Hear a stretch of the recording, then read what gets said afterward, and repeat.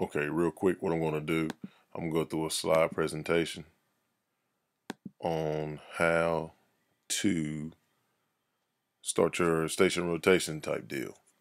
Now, I know a lot of you say, well, I don't know exactly what to do. You know, you got the rollout that's going to be happening in probably about a month from now.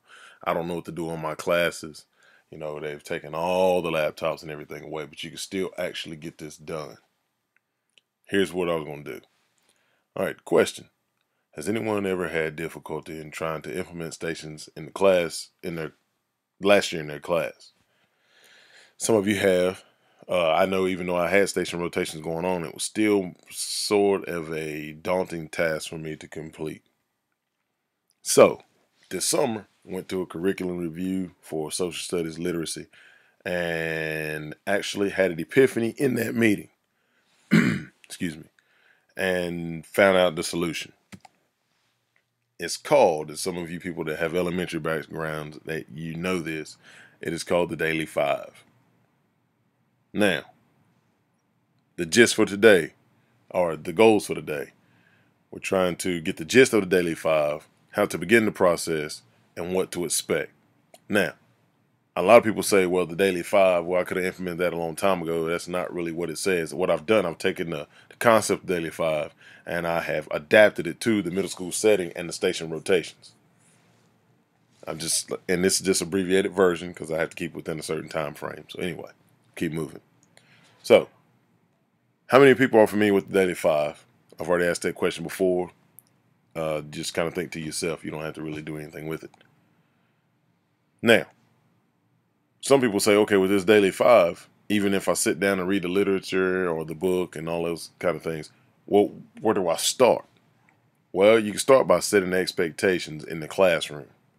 Now, when I say setting expectations, it's going to be rules, regulations, guidelines, and what you expect from your students, and behavior wise and concept wise and content wise. You can go over all those things, but what you don't want to do, you don't want to waver in any of it. Don't say, well, they can't necessarily do that.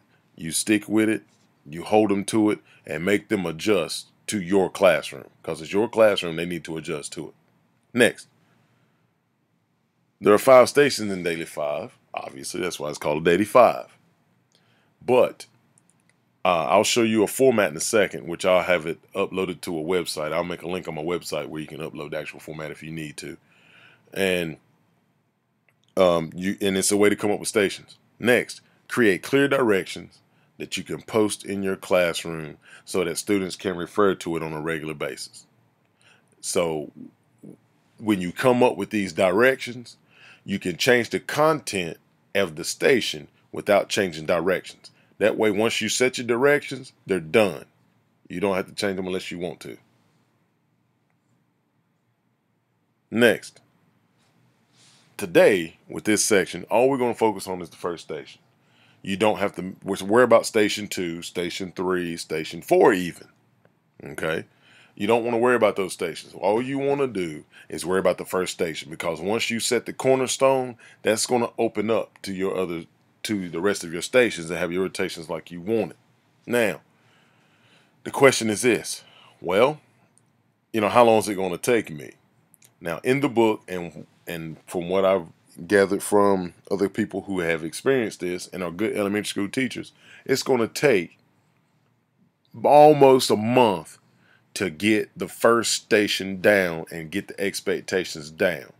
Now, here's what you have to do. You have to realize, you say, well, I need to go ahead and because I'm going to be falling behind in my class and things like that.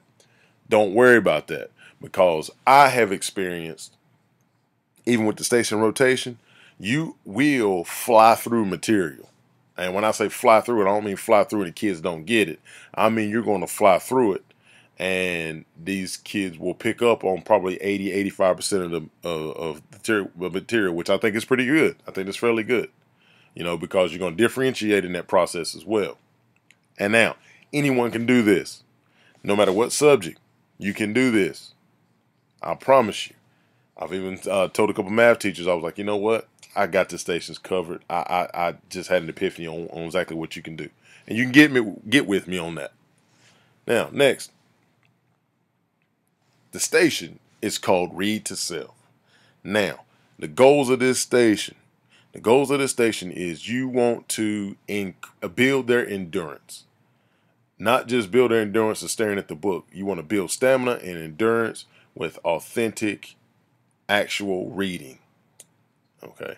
Now the next, classroom management in this section or this station is imperative at this point in the year. It all falls in line. It's the beginning of the year. We're going to be testing for the most part. And like I said, not everybody's going to take 4 weeks. But by the time our laptops roll out, then you can go ahead and start your next station, or you can start another station if your students have built endurance enough or stamina enough for about 15 to 20 minutes. That's the goal. You have 65 minutes in the class, 15 to 20 minutes depending on what you want to do at the beginning of the class or at the end of the class. You know, you got your whole group at the beginning or sum it up at the end with an exit ticket, things of that nature. Which, like I said, if you have any questions, you can get with me individually on that. I'll probably even have a Padlet where you can just post questions there if you need to. Next, they are to read this silently, and they need to stay on task. That's another goal. Now, ideally, or best practice is this. As they read, I don't care if it's 1 minute, 2 minutes, 3 minutes, you're going to have the class doing it as a whole. So it's going to be like a big silent reading exercise. Now, a key is modeling. You can do this as well. That's the big thing. You can do it too. So, whenever you have this happen, when you're reading, you can kind of pan the room every now and then. If you see somebody off task, then you stop. Then you go back and say, okay, no, and you can even set it with your PDSA.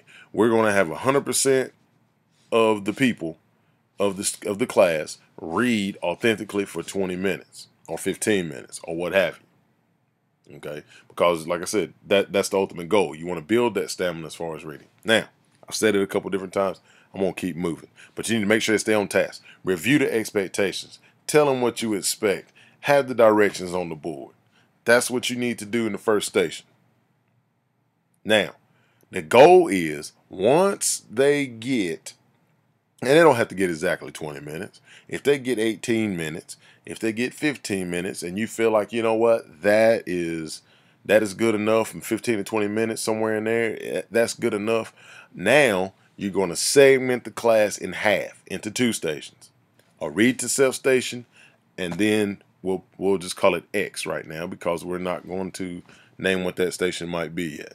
And like I said, this is kind of on your own pace. It might be a computer station, it might be a writing station, it might be something different. But but you're going to set the expectation for that station. So you're going to have to read itself, and you're going to have another station. Anyway, keep moving.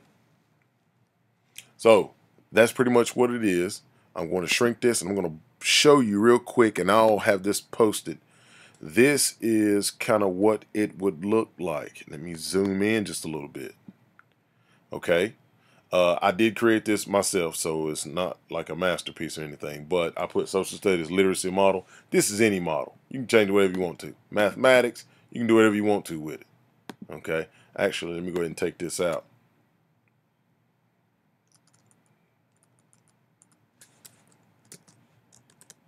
Now, I call it the Daily 5 because that's what it's called. You can call it Daily 3. You can call it whatever you want to. But your first station, like I said, you got to read yourself. Then you're going to segment it. Let me move it around a little bit. To a writing station. You got a vocabulary text station.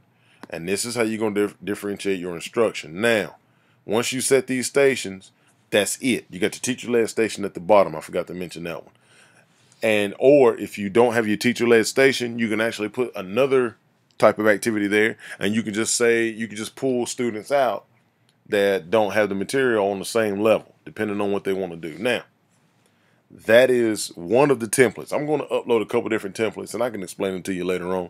It's no big deal. So, when you get the read to self station done, you might break into this one, the writing station, which you can also have technology in that station. I'll explain that later. You can have vocabulary, academic vocabulary, or L to J in this station, and then you have the teacher-led. Now, if you look at this model, it's nothing but the blended learning model. You can have 4, you can have 3. I think the goal is basically 3 and get a good rotation in that. But in each station, you're going to have your clear-cut directions.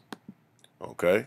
So, what I'm going to do, I'm going to back off right now. I know you're probably overloaded with that. If you trust this system, I'm telling you, everybody, 100% of the people, and I've questioned them to death about it, 100% of the people have told me that it works.